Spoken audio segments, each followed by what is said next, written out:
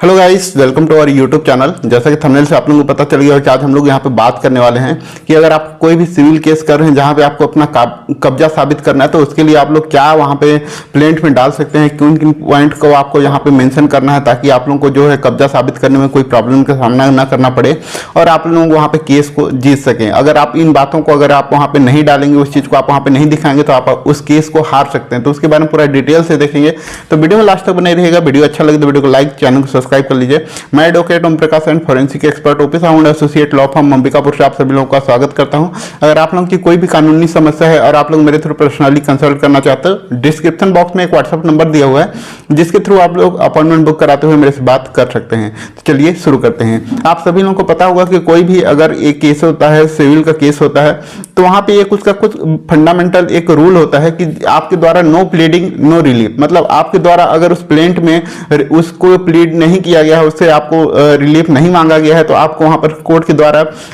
Relief नहीं दिया जाएगा। तो इसीलिए जो है आपको प्लेंट में बहुत सारी चीजें जो है उसको आपको मेंशन करना बहुत जरूरी है। वो कोर्ट को यह लगता है कि आप उसके ओरिजिनल मालिक हैं और आपको उसको वहां पे राइट मिलना चाहिए, फिर भी आपने जो प्लीडिंग में अगर कुछ गलती कर दी है, वहां पर रिलीफ नहीं मांगा है, तो आपको जो है न्यायालय वहां पे वो रिलीफ नहीं देगी। तो सबसे पहले हम लोग यहाँ पे जो 11 पॉइंट है उसके बारे में हम लोग देखेंगे, ताकि आप लोग जो कब्जा रिलेटेड अगर कोई भी केस अगर आप वहां पे फाइल कर रहे हैं तो आपको कब्जा कैसे साबित कर सकते हैं। पहला पॉइंट है प्रॉपर्टी का मालिक कौन है। सबसे पहले आप लोगों को अपने प्लेंट में इस चीज को जरूर मेंशन करना चाहिए कि उस प्रॉपर्टी का असली मालिक कौन है, उस चीज को वहां पे दिखाना चाहिए। दूसरा है आप लोगों को वहां पे दिखाना है कि प्रॉपर्टी का जो टाइटल किसके नाम पे है, मतलब वो जो है प्रॉपर्टी अभी रेवेन्यू रिकॉर्ड में किसके नाम पे है। हो सकता है कि उसका असली मालिक कोई और हो, रेवेन्यू रिकॉर्ड में किसी और का नाम चल रहा हो, तो उसको आपको जरूर मेंशन करना है। तीसरा पॉइंट वहां पे है कि अगर आप उस प्रॉपर्टी पे जो है कब्जा किसका है, उस चीज को भी आपको वहां पे दिखाना है। मतलब हो सकता है कि जो प्रॉपर्टी किसी और की हो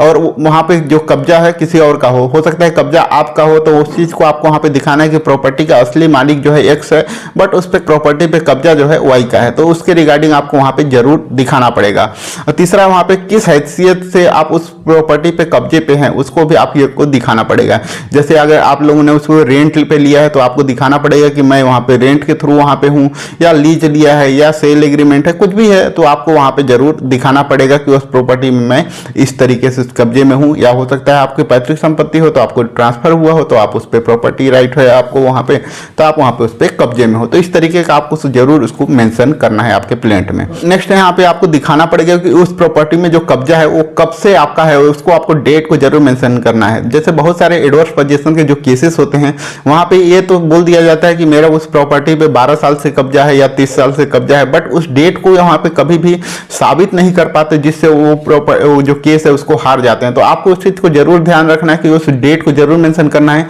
जिस डेट से आपका उस प्रॉपर्टी पे कब्जा है। अगर उस चीज को अगर नहीं कर पाएंगे तो आप कब्जे का जो केस है उसको आप वहां पे हार सकते हैं। नेक्स्ट यहाँ पे उस प्रॉपर्टी पे आपको पोजीशन कैसे मिला, उसको भी आपको वहां पे मेंशन करना पड़ेगा। जैसे आपने गिफ्ट डीड के माध्यम से मिला, सेल डीड के माध्यम से मिला, या वसीयत है, या फिर आपको एंसेस्टर प्रॉपर्टी से आपको इनहेरिटेंस के माध्यम से मिला, जैसा भी आपको मिला हो उसको कब्जे को आपको दिखाना पड़ेगा कि क्यों आपको उस कब्जा उसमें कैसे मिला, आप किस तरीके से आपको कब्जा प्राप्त हुआ। नेक्स्ट यहाँ पे कंसीडरेशन आपको वहां पे अमाउंट दिखाना पड़ेगा, या लीज अमाउंट है या रेंट अमाउंट है। जैसे आप उस प्रॉपर्टी को अगर लीज में लिए हुए हैं तो उसके रिगार्डिंग आपको लीज अमाउंट कितना लीज दिए हैं उसको दिखाना पड़ेगा। रेंट पे है तो रेंट एग्रीमेंट में कितना आप लोग का अमाउंट लिखा हुआ है जिसको आप प्रति माह दे रहे हैं, उसको दिखाना पड़ेगा। नेक्स्ट अगर सेल डीड के माध्यम से है तो सेल डीड से रिलेटेड आपको जो भी आपका अमाउंट है, कंसीडरेशन अमाउंट है, उसको आपको वहां पे शो करना पड़ेगा, ताकि आप लोगों को वहां पे अपना कब्जा साबित करने में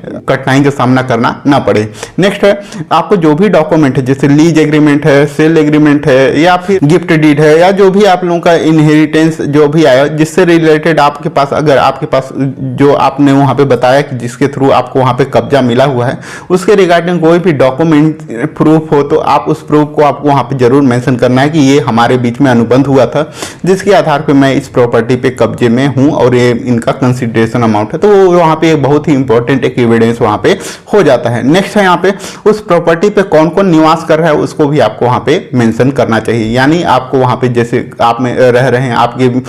वाइफ रह रही है या फिर आपके बच्चे रह रहे हैं, आपकी मम्मी पापा रह रहे हैं, तो उस तरीके का आपको वहाँ पे जरूर दिखाना है, ताकि नेक्स्ट वहाँ पे जैसे केस चलेगा तो वहाँ पे गवाह के तौर पे, वहाँ पे विटनेस के तौर पे आप उनका यूज कर सकते हैं कि ये हम लोग साथ में रह रहे हैं, ये हमारे साथ रह रहे हैं, तो इनका भी आप यहाँ पे गवाही वगैरह करवा सकते हैं। इस तरीके का आपको वहाँ पे दिखाना होगा। नेक्स्ट यहाँ पे जो घटना है उस घटना को आपको जिक्र करना है जिसके कारण आपको वहाँ पे कोर्ट में केस करना पड़ा, मतलब कॉज ऑफ एक्शन जो है उसको जरूर वहाँ पे मेंशन करना पड़ेगा। बहुत सारे लोग उस चीज को वहाँ पे छुपाते हैं कि उस प्रॉपर्टी पे जो है कब्जा उनका है या मेरा है, इस तरीके को वहाँ पे छुपाते हैं, बट उसको छुपाना नहीं चाहिए। आपको जरूर उस चीज को मेंशन करना चाहिए कि वो प्रॉपर्टी पे क्यों आप वहाँ पे केस के लिए आए हुए हैं और क्यों वहाँ पे आपको कब्जा चाहिए, और जो कब्जा अभी किसी और का हो गया है तो क्यों हो गया, उस चीज को आपको जरूर वहाँ पे दिखाना चाहिए,